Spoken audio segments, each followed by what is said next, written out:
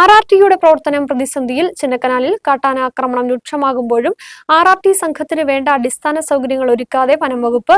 വാഹനത്തിന് ഇന്ധനം നിറയ്ക്കാനുള്ള പണം പോലും വകുപ്പ് നൽകുന്നില്ല.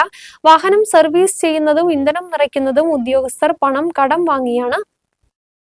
ഇടുക്കി ജില്ലയിൽ ഏറ്റവും കൂടുതൽ കാട്ടാനാക്രമണം രൂക്ഷമായ ചിന്നക്കനാലിൽ നിരവധി മനുഷ്യജീവൻ പൊലിഞ്ഞ സാഹചര്യത്തിലാണ് മന്ത്രി നേരിട്ട് ഇടപെട്ട പ്രത്യേക RRT സംഘത്തെ നിയോഗിച്ചത്. വാഹനവും എല്ലാവിധ സൗകര്യങ്ങളോടും കൂടിയാണ് RRT സംഘത്തെ പ്രഖ്യാപിച്ചതെങ്കിലും വാഹനം എത്തിച്ച് ഒരു സംഘത്തെ നിയോഗിച്ചു എന്നതല്ലാതെ യാതൊരുവിധ സംവിധാനങ്ങളും ഒരുക്കി നൽകിയിട്ടില്ല.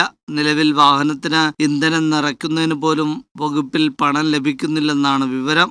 വാഹനത്തിന് ഇന്ധനം നിറച്ച ഇനത്തിൽ കഴിഞ്ഞ മാർച്ച് വരെ 55,000 രൂപയാണ് കുടിശ്ശികയുള്ളത്. വാഹനത്തിന്റെ സർവീസ് നടത്തിയതിൽ 23,000-വും ടയർ മാറിയ ഇനത്തിൽ 35,000-വും നൽകാനുണ്ട്. ഈ തുകയാകെ ഉദ്യോഗസ്ഥർ കണ്ടെത്തേണ്ട സാഹചര്യമാണുള്ളത്. ഇതുകൂടാതെ ആനയെ ഓടിക്കുവാൻ പടക്കം വാങ്ങിയ ഇനത്തിൽ 10,000 രൂപയും സർക്കാർ നൽകാനുണ്ട്.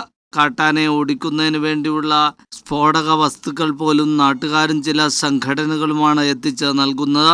RRT സംഘത്തിലുള്ള വാച്ചർമാരുടെ കയ്യിൽ ആകെയുള്ളത് ഇവർ കാട്ടിൽ നിന്ന് വെട്ടിയെടുത്ത വടി മാത്രമാണ്. രാത്രികാലത്ത് ആനയെ നിരീക്ഷിക്കാൻ വെളിച്ചമുള്ള ടോർച്ചോ ഹെഡ്ലൈറ്റുകളോ ഇല്ല. പേരിന് മാത്രമൊരു RRT സംഘമാണ് നിലവിൽ ചിന്നക്കനാലിൽ ഉള്ളത്. RRT ആരംഭിച്ചതിന് ശേഷം ഇതുവരെ ജീവനക്കാർക്ക് യൂണിഫോം പോലും നൽകിയിട്ടില്ല.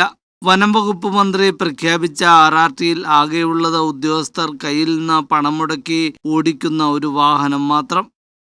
ന്യൂസ് ബ്യൂറോ, രാജകുമാരി.